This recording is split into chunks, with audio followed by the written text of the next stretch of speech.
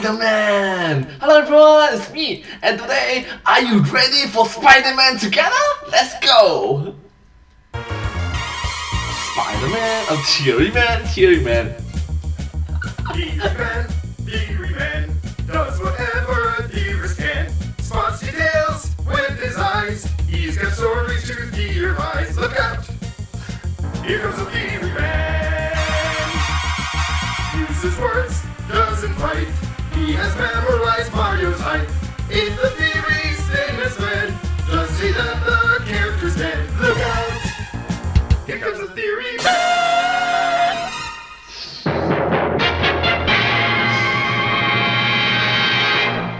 Spider-Man's missing mojo. Hello Internet, welcome to Film Theory.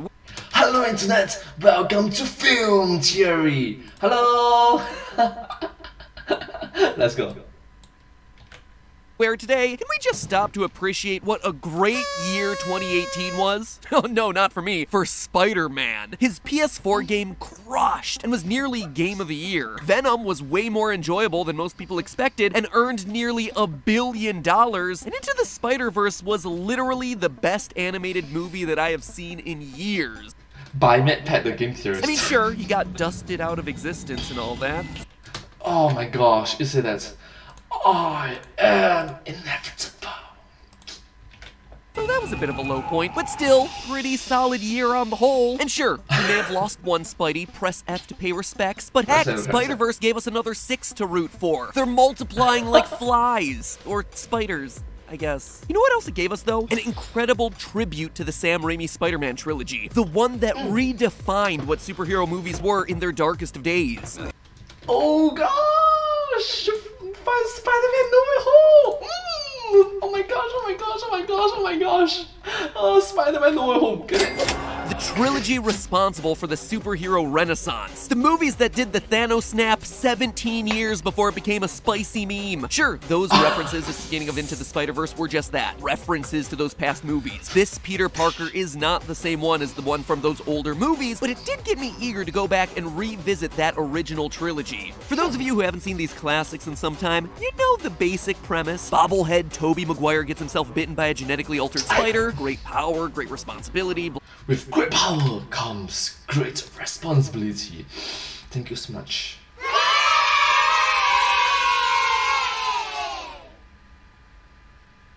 He's correct.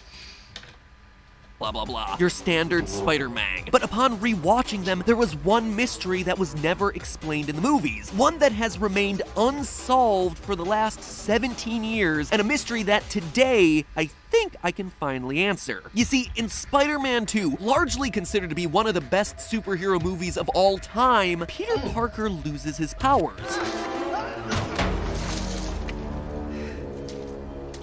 Oh my god, Tobey Maguire looks so young.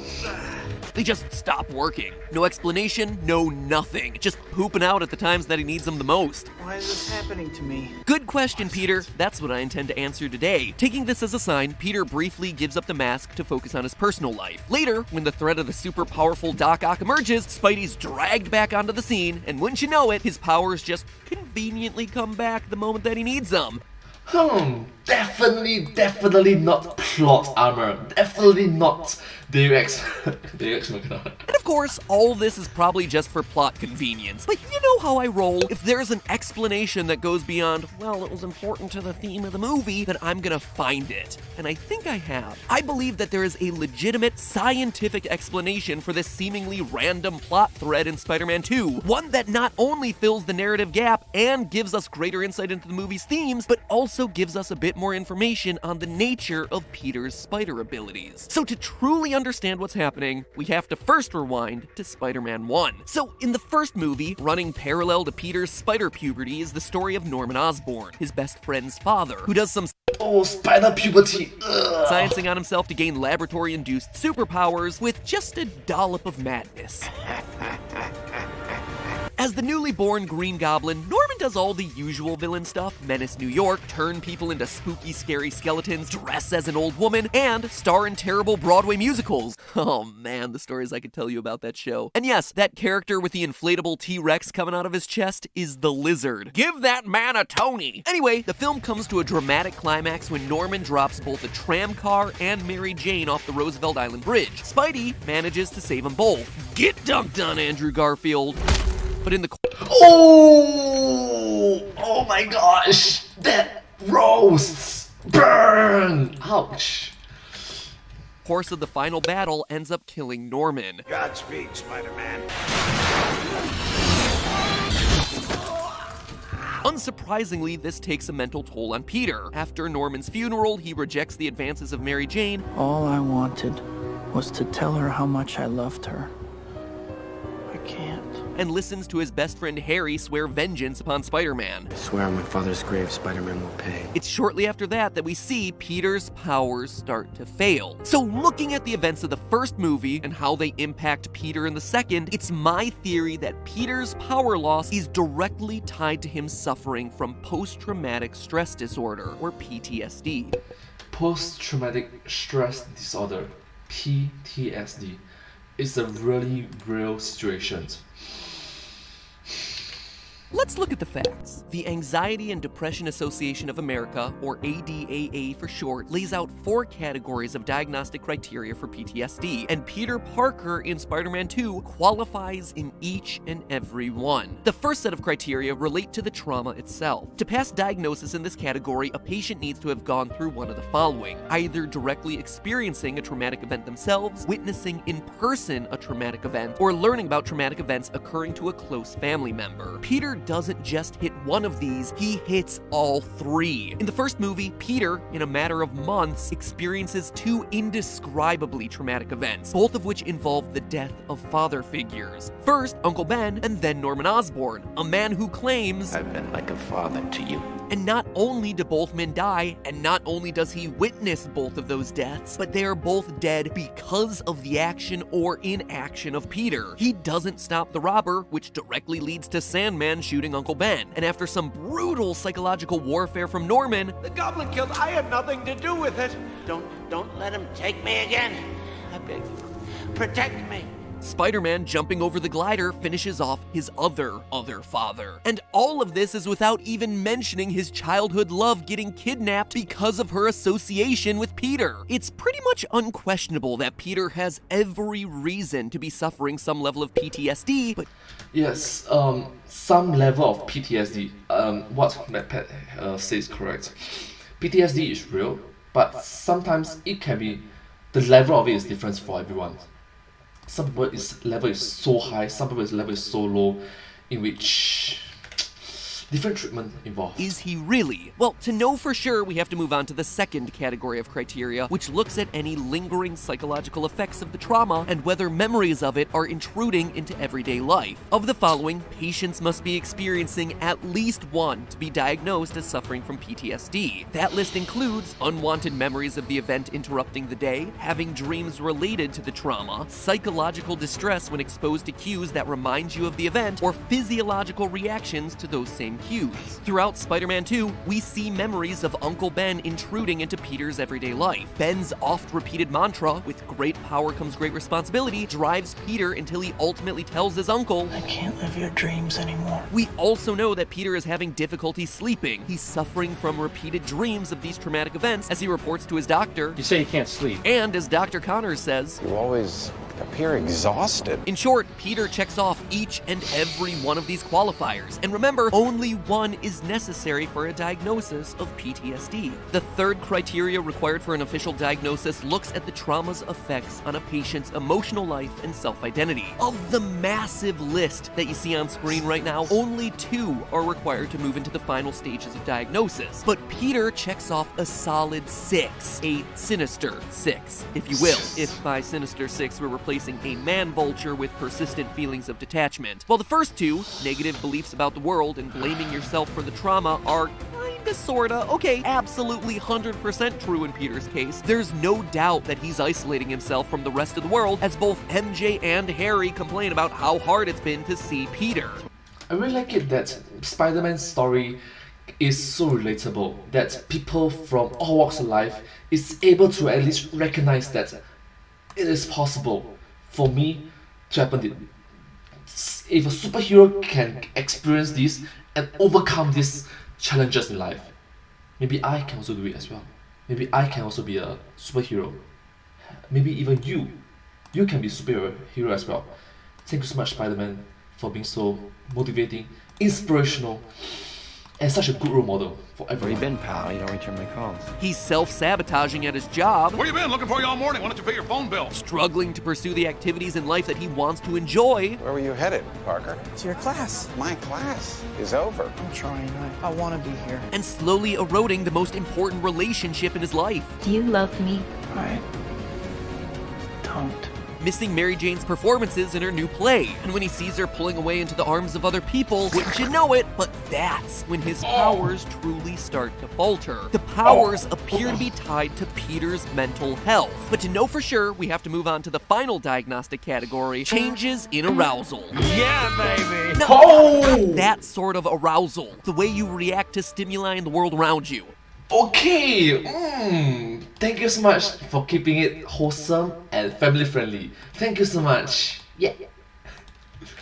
And once again in this final category, Pete checks practically every item off the list. Problems with concentration, problems with sleep, easy to startle. Unlike the first film, Spider-Man becomes far more hyper-vigilant in the second movie, staying up all night listening to the police radio, just hoping for something to come up. But where this theory really shines is in explaining why Peter's powers come back. In the movie, they just sort of reappear. Mary Jane gets kidnapped, boom, they're back. It is never addressed. But it can't just be Peter reacting heroically in the moment. He's already done that with a child trapped in a burning building earlier in the movie, and his powers didn't come back then. No, there's something deeper here, something more psychological at play. You see, while it's not perfect, and certainly not clinical, Peter does manage to give himself some rudimentary PTSD therapy in the movie. After some advice from a very chill doctor, You always have a choice, Peter. Peter gives up.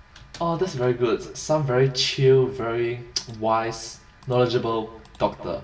Thank you so much for helping Spider-Man.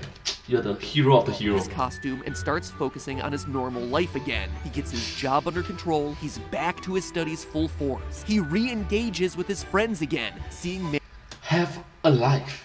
Mary Jane's play, reconnecting with Aunt May, even reaching out to his neighbor in a B-plot romance that you think is going somewhere but then gets totally forgotten about despite her being totally available, totally into Peter, and totally making mean chocolate cake.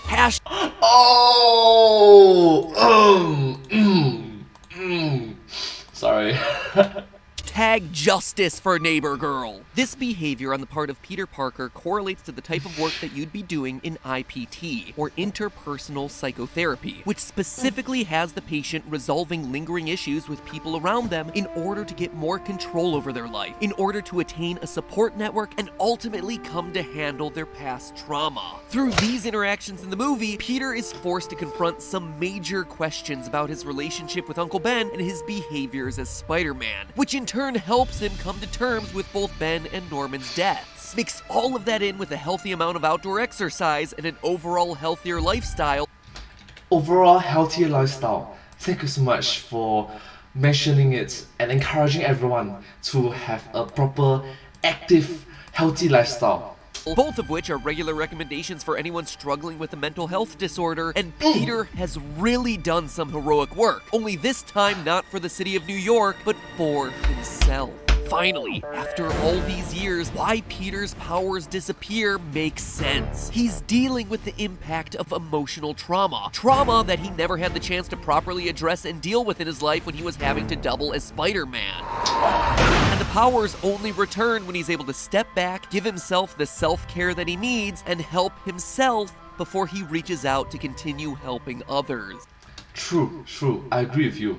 Having some psychological care, some emotional care, some treatment to it, and treat yourself better from time to time. And if you're going then shoot, have a proper active lifestyle. Thank you so much.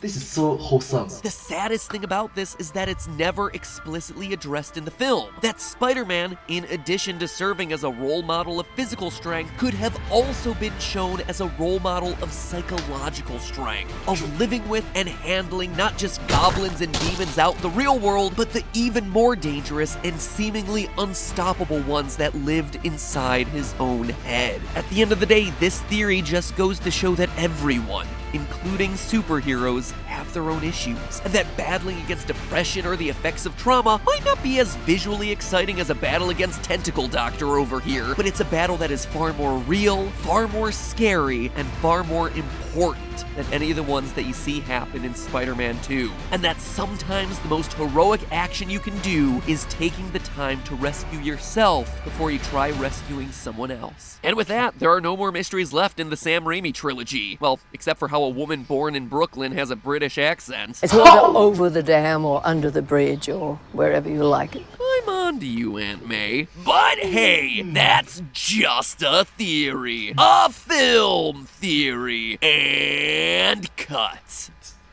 Awesome, just awesome. Thank you so much. At the end of the day, it's very important to grow up, to learn. Even if you are the age of 70 years old, 80 years old, you can still grow up. Yes, there's a lot of things that you can learn from. There's a lot of things that you have to overcome through your life. Even if you're 80 years old, 90 years old, 100 years old, you still can grow up, you still can learn. People can say, proper adulting, going through life with a smile. Yeah. Anyways, thank you so much for watching this video together with me. If you do like this video, please remember to like, share and subscribe to my channel and comment down below if you have anything to share with us. Don't forget to follow my channel, and I sincerely appreciate all of your support and encouragement for my work. Thank you so much. It's very motivating, uplifting and encouraging for me to continue doing with all your support as well. Thank you so much, and I hope to see you all in my next video. But hey, that's just a theory, a film theory, and cut. Thank you.